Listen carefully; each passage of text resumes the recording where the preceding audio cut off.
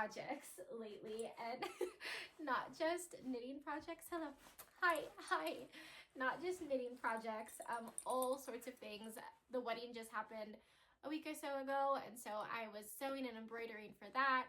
I've done some quilting projects. Okay, oh my god, he's gonna shrivel up and die. Oh my goodness.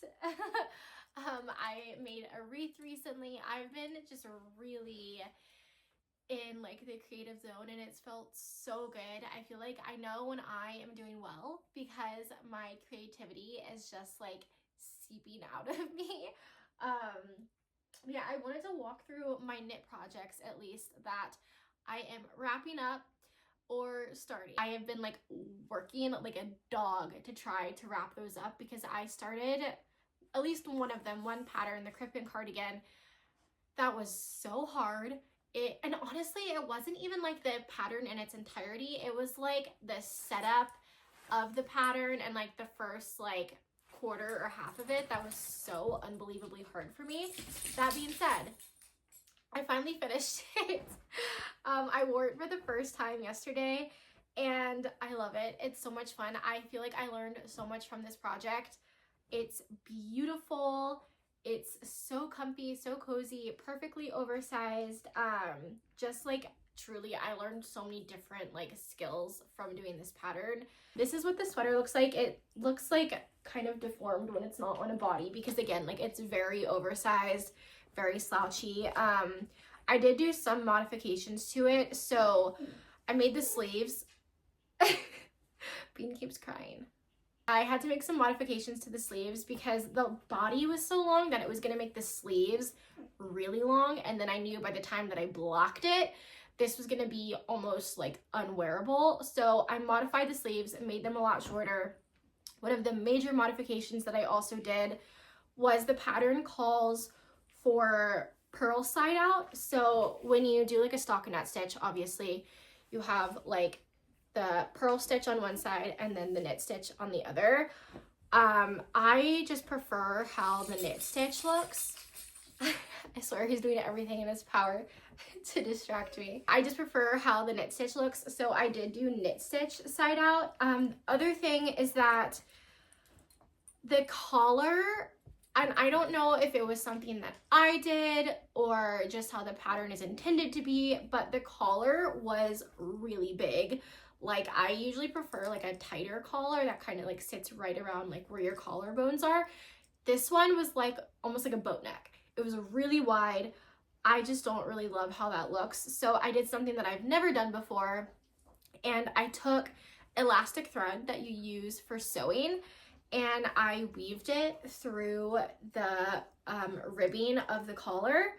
And I did 2 strands, just like side by side, and wove them through and then cinched it so that it would sit just like a little bit closer to my neck. And I feel like it actually really did help. And then the only other thing is that when I went to Washington over the summer, I found a ton of vintage buttons at thrift shops and antique shops. And I'm talking like probably I have like a pound of vintage buttons. Have I ever needed to use buttons before? No. Did I want a lot of buttons? Yes. So I used these beautiful like taupey vintage abalone buttons. They are just so pretty.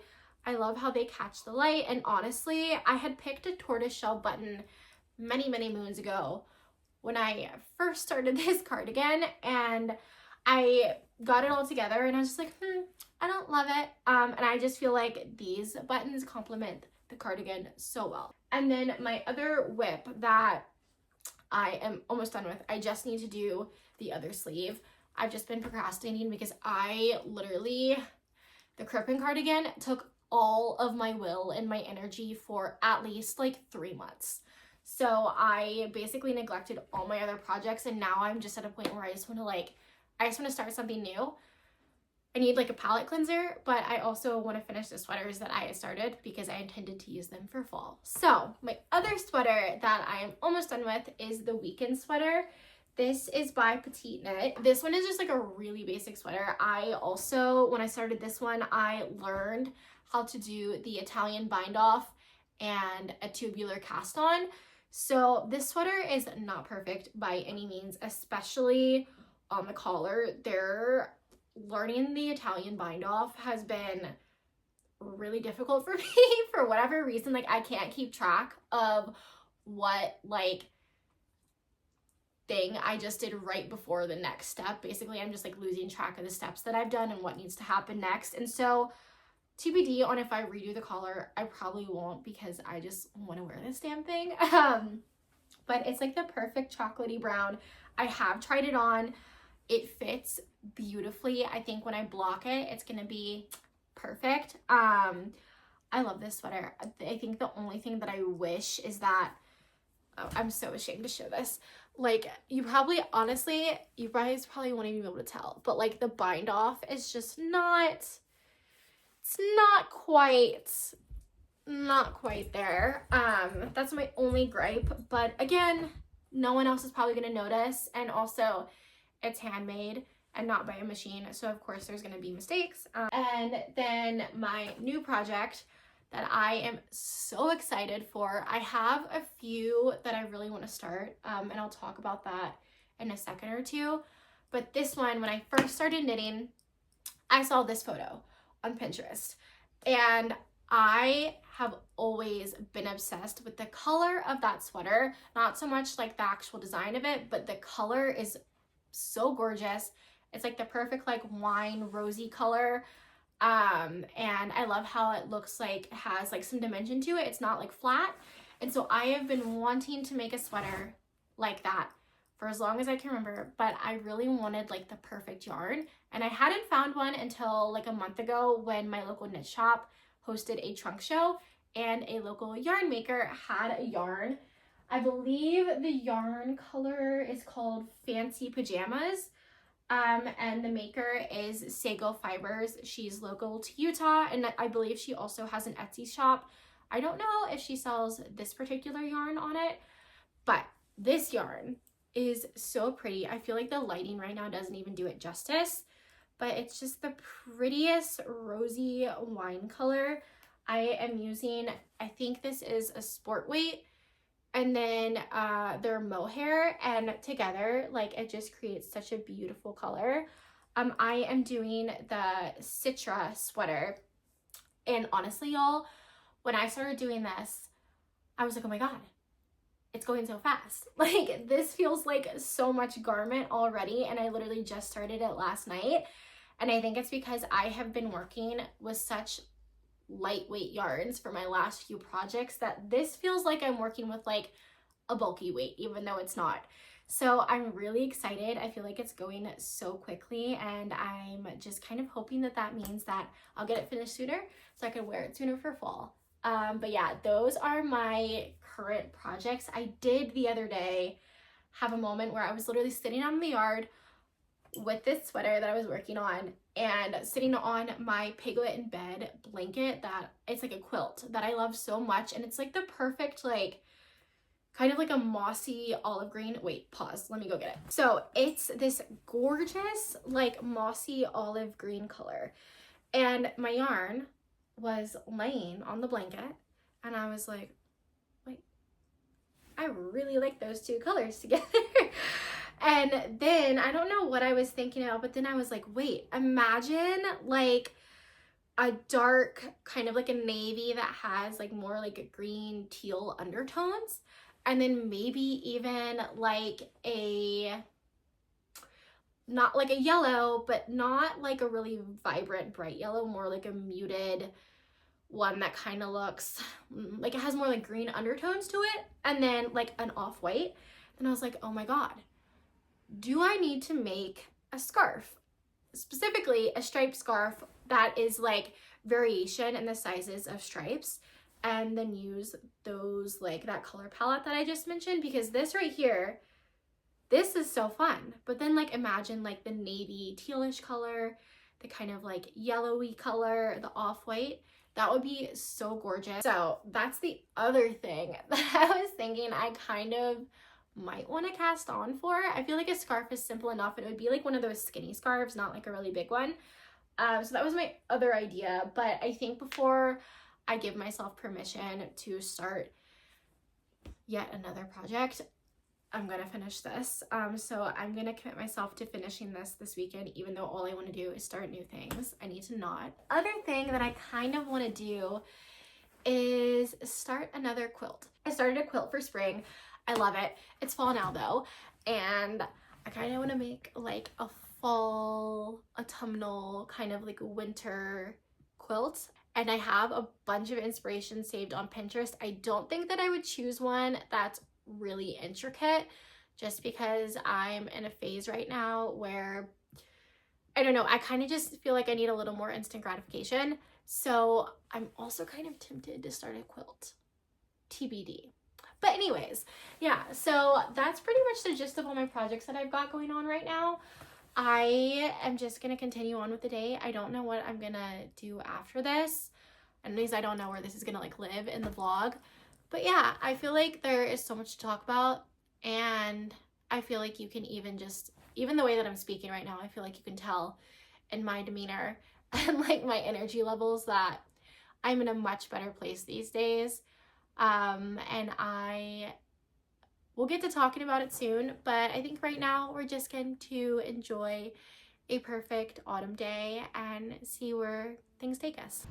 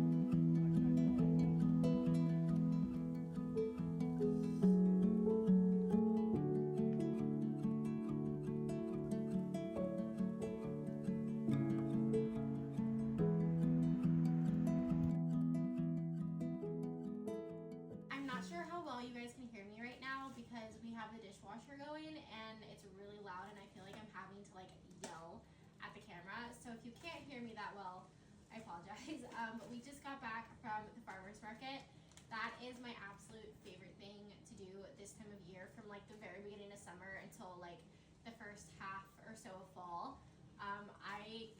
I do try to go every single Saturday, even if it's not to like really buy much, just literally to show up and support like our vendors.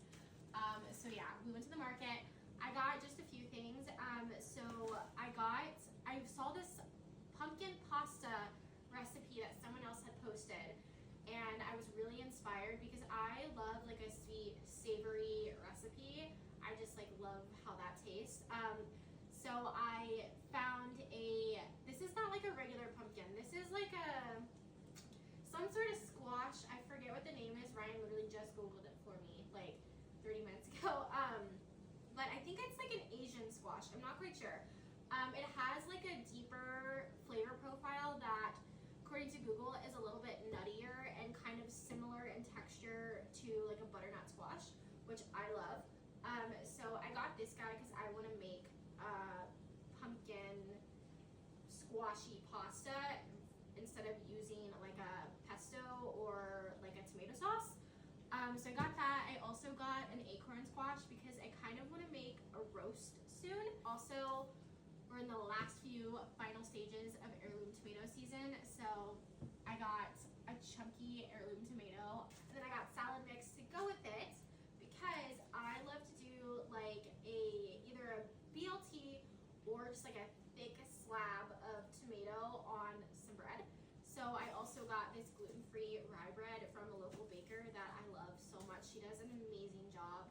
Usually gluten-free bread is not that good. Somehow she makes it really delicious. This rye bread is some of my favorite. So I also got that. We also got a big bag of ginger. I like to have this in tea, or like when we're making soups, I also like to put little bits of ginger in it to add some just like a little bit of spice and just like a more like aromatic flavor and smell to it. So we got ginger. Also, Ryan wants to, apparently ginger is really good for dogs, so he also wants to give the ginger to the dogs. We also got carrots because, like I said, soup season. Carrots and cabbage are some of my favorite things to put in soup. Those are just like my go-to. So I also got these carrots. They're so pretty. I love vegetables. I have such an appreciation for things now that I grow it. So yeah, we also got some carrots, and then Ryan loves plums. So we also got 2 different varieties of those. I don't know how well you can see them, but we got ones that are like really ripe and he probably will need to eat in the next few days or so, and then some smaller ones. These are my favorite. I'm not sure what the variety is, but they're so good. And then what else did I get? We also, I think that was basically everything.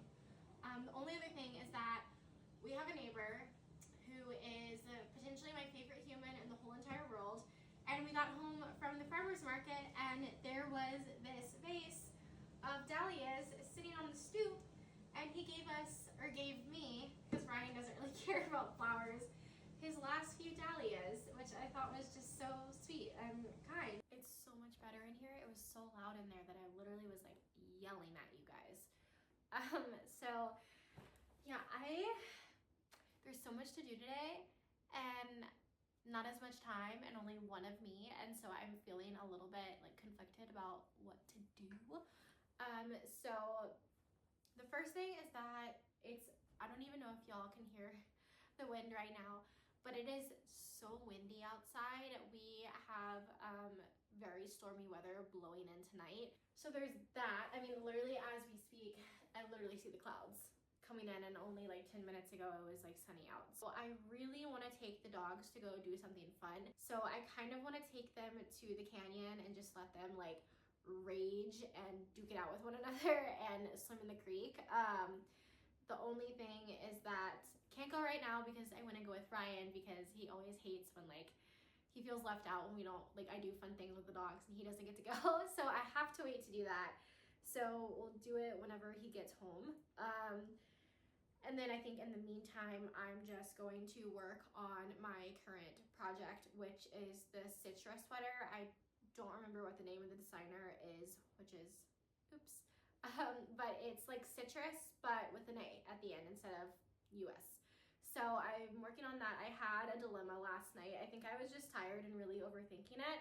So I had to go to the shop today and ask one of my friends for their professional opinion and to help me compute and know what to do next. So while I wait for Rye to get back home, I'm gonna work on my sweater.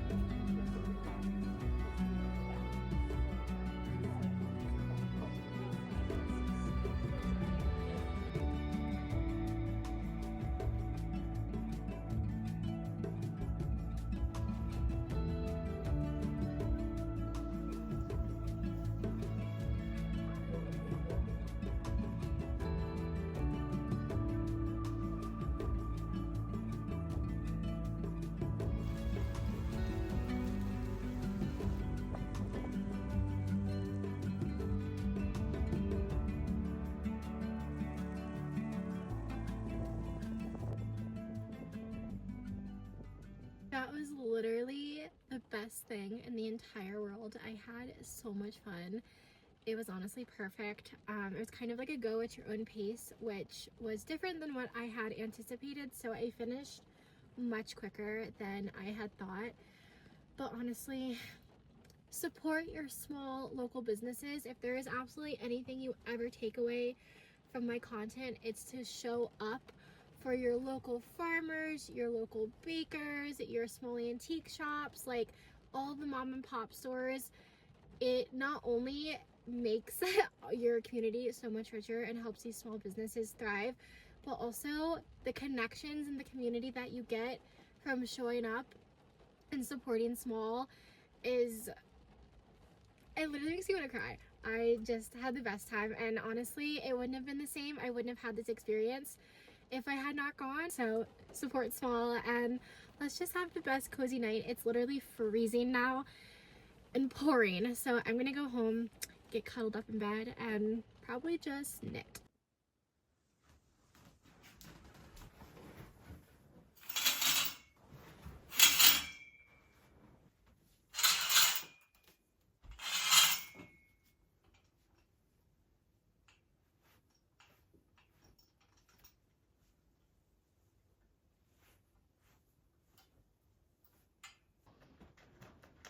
I didn't realize that.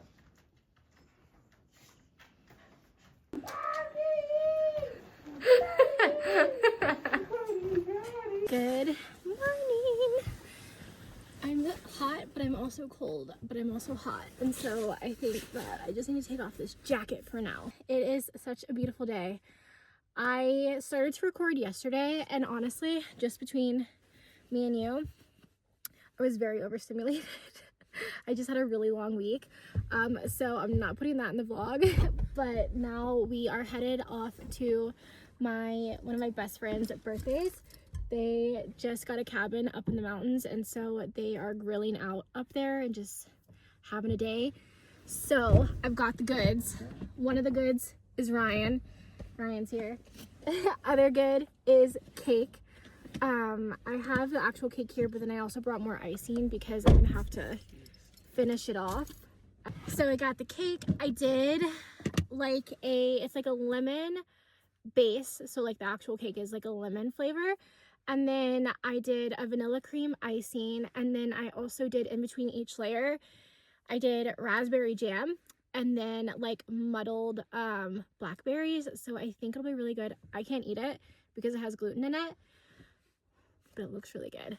So I got that, and then I also cut down the last of my cosmos in our garden. So I'm also bringing these for her. And then, where is her card? I also made her a little card. So we're headed off. I don't know how much more I'll be talking in this video because there's a lot going on right now.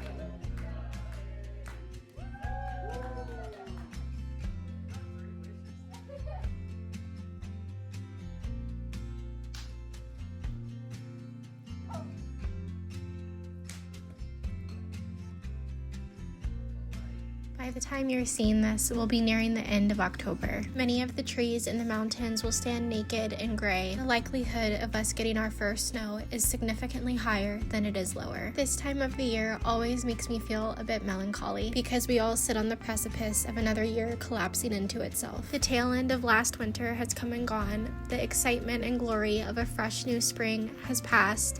The dead of summer has slipped away, and now fall is also slowly saying goodbye. And so I always find myself wondering where all the time has gone and if all the time in the future will slip by just as quickly. I think that's one of the hardest parts about getting older, that you become keenly aware of how quickly life seems to just fly by. That's probably one of the reasons that I feel so drawn to documenting every single little thing, because one moment it's here and you're living in the thick of it, and the next moment it's 4 years later and you're reminiscing. But I love autumn with my whole entire heart, despite the fact that it often feels like a signal that another year is yet coming to an end. I always long for the days where the sun sits low on the horizon and spills golden yellow light through all of the windows no matter the time of day. And I dream of collecting crunchy red maple leaves from my hikes in the canyon and situating my toes as closely to the fireplace as I possibly can to keep them warm. I love this season for so many reasons, but especially because it seems as though nature begs all of its beings to slow down and rest, to shed all your extra foliage and worries, to ground yourself and go to your roots as you prepare yourself to be at peace with the stillness and silence that winter will bring. That's something that I find myself worrying about this fall, how I will survive sitting with all of the things that have happened this last year. Will I become consumed with grief or feel hopeless in the face of uncertainty? Or will I find strength in knowing that I have come out on the other side of all that has transpired? I know that this winter will be a time of deep reflection, something that I oddly enough do not look forward to despite the fact that I ruminate religiously. But that is what this time of year is intended for us to have the space to ask ourselves the question of who we are when there is no noise, when the trees are naked and the skies are gray and people don't leave their homes. Who are you and who am I? Are we the kind of people to avoid or reflect? Do we find hope in the darkness or allow fear to seep in? Do we feel lost when there are no big holidays or milestones or grand adventures to distract us? These are all things that I've been thinking about as the quiet autumn days dwindle to an end. When nature goes into hibernation, do I become who I've always been? Or do I lose myself amongst it all?